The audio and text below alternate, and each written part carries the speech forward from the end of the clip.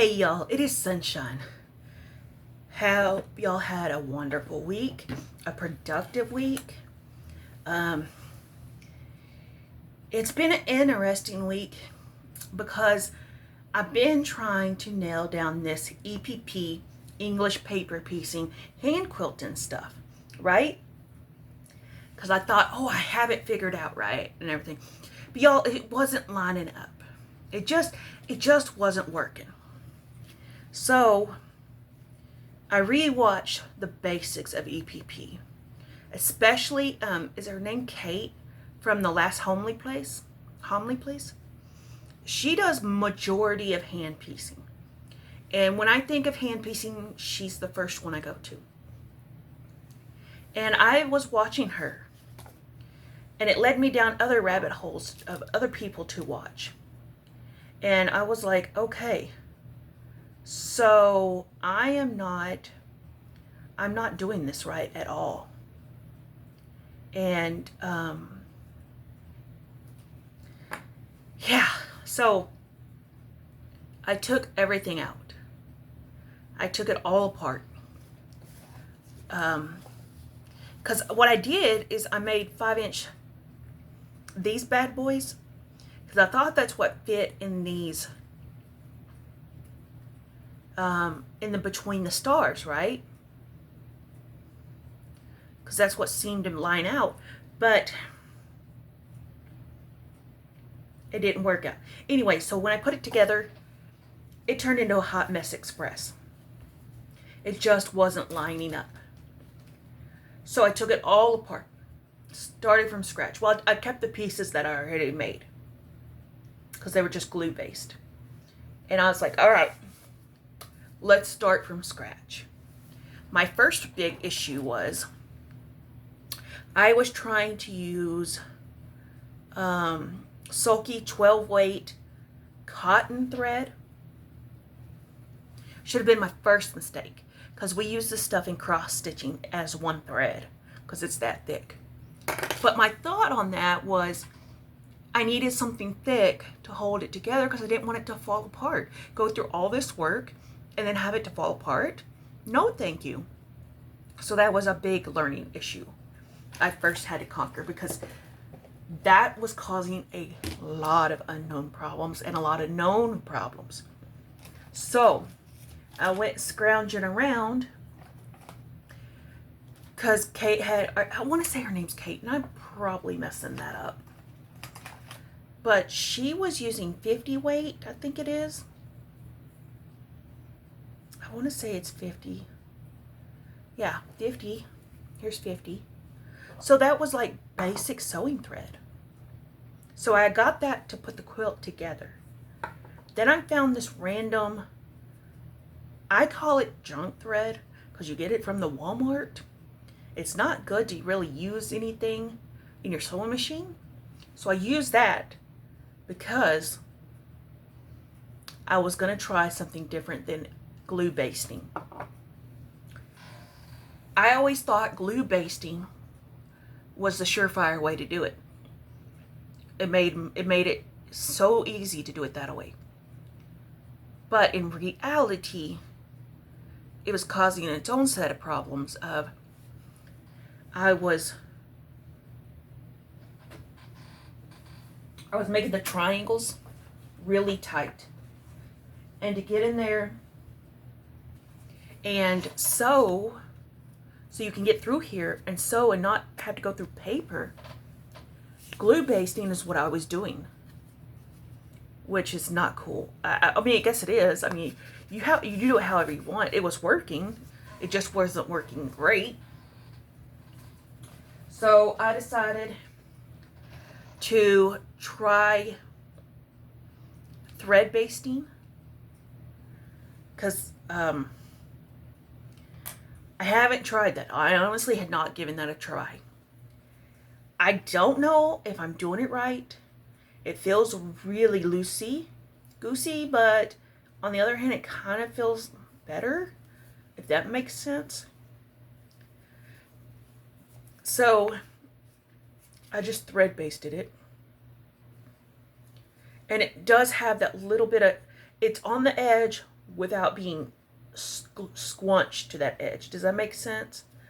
Like it has, I feel like it has more room to actually sew now.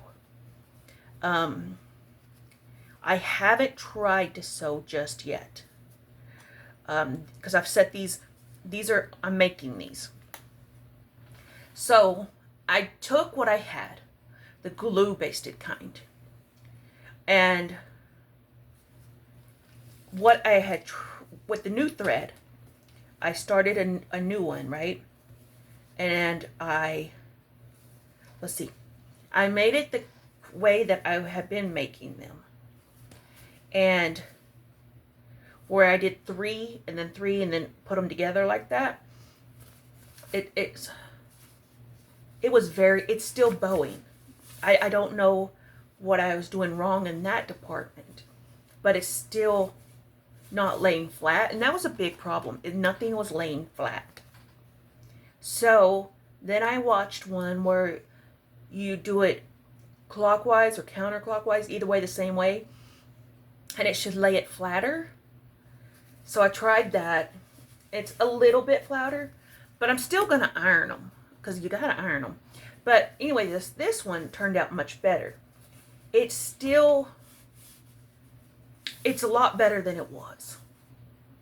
It's a lot better than it was. But I had to fix it right here because in the middle it was open. So I'm learning as I'm going, but I feel like I'm on to something. This is a whole new path for me, and I'm going to make it work. I'm bound and determined to make it work. So now I don't know how to show this. Let me see if I can show it down here. My theory, and we all know I'm not good at theories because I can't make things happen. Okay, see how there's a hexagon forming right there? And then you put this one somehow like this, and it makes a hexagon. Well, my thought was this in the middle, but it wasn't lining up. So I don't know, with me changing how I'm doing everything, if stuff will start lining up, because these pieces are, the diamonds are 5-inch diamonds, but and the hexagon is 5-inch on each side. So in theory, it's supposed to line up, but in reality, it just doesn't. And maybe I need to shave off some. I don't know. But see how it just doesn't line up? I can get it to, it needs to go in the middle, because that's where you need to have it, right? But then it just doesn't line up. So I don't know what I'm going wrong on that. And I may need to just shave it down. It might just need a little bit of a shave, because one side it does line up. And see, it does kind of line up right there, but it's overflapped right there. So it tells me I'm close. So I may just need to shave it down a little bit. I don't know. But the way I got to this idea was, I have way too much stuff behind me. I have too much stuff, so I'm putting it behind me. Is I had gotten this kit for hexagon piecing, Quilt As You Go off of Temu. It has all your hexagons, and they nest in each other. Does that make sense? I don't think I'm making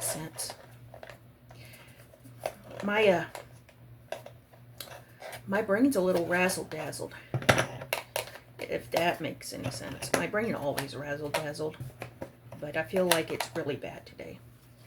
But see how they nest in each piece? Well, I tried out different pieces, and the 5-inch seemed to fit. It would make sense because it's the 5-inch hexagon that fits in that.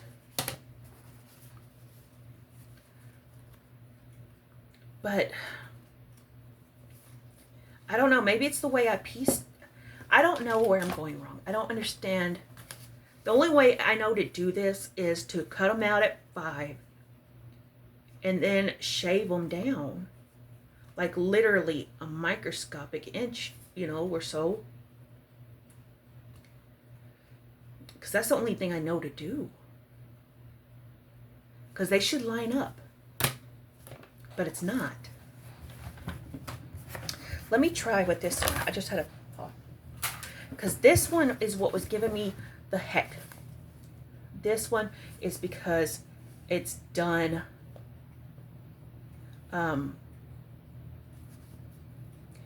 it's done in the half and half. So maybe that one doesn't work, but this one might. Even then, I don't know. Let me see here. Can y'all see this? Probably not.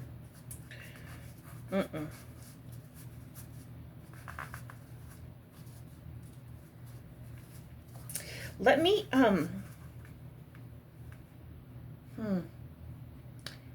don't have a way to do this.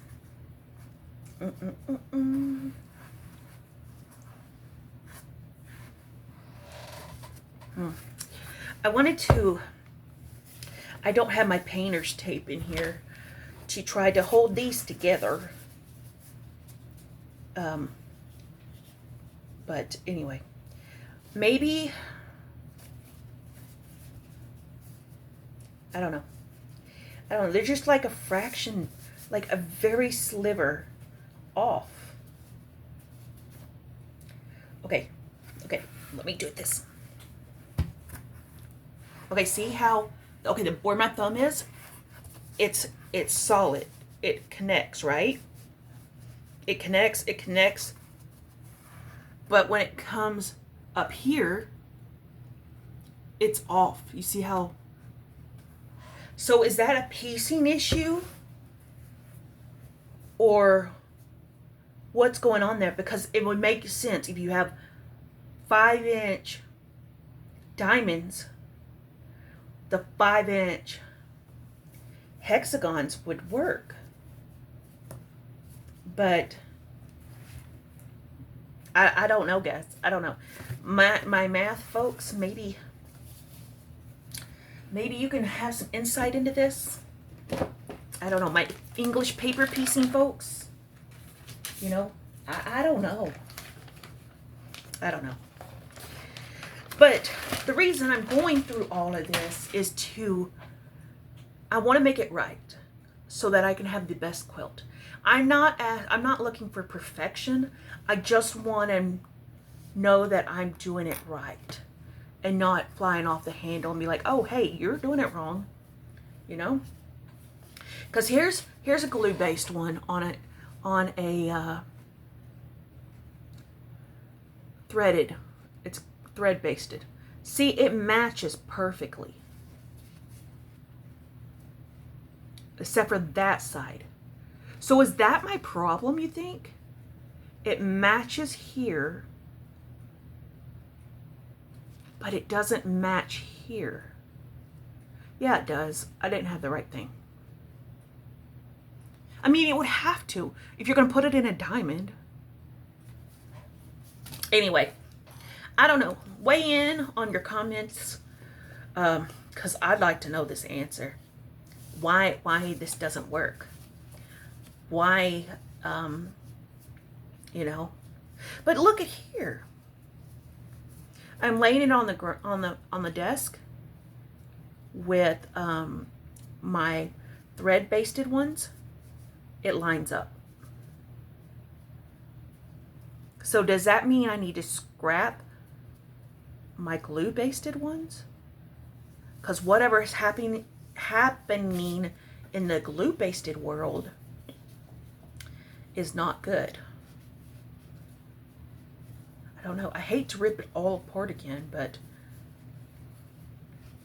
I want to put these hexagons in. Anyway, rambling on for 15 minutes now. I think what I'm going to have to do, folks,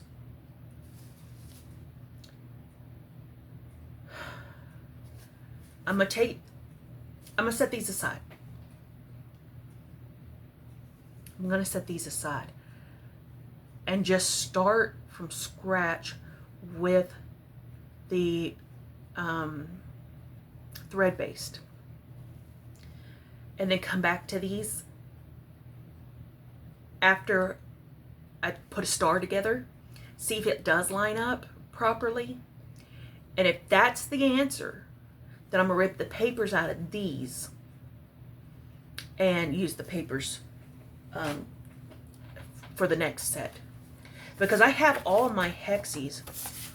I have all my hexies cut out. I found some scrapbook paper. So I have them all cut out at 5 inches. I don't know. The dilemmas of having a mind with squirrels in it. Because it makes no sense in my world. It makes no sense. Could it be that I'm hand cutting these out, but I've drawn lines and I've cutted them pretty much exactly?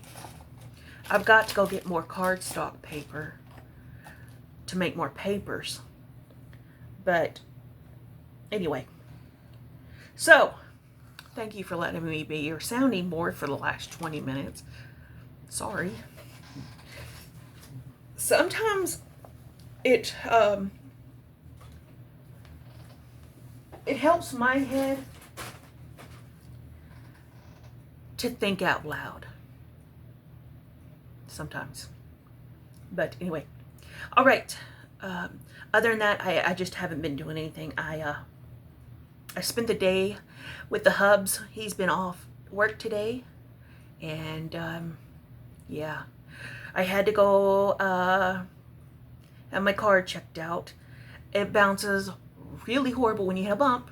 So I got a quote for, and it was $1,700 pretty much. I was like, oh, okay. Yeah, that was lovely. We'll figure that out. Yeah. And I don't have it complete, but I can show you the top. You remember the vintage fabric that I was trying to put together for a quilt top? I have the top done. I got to go get the fleece. Y'all check this cutie patootie out.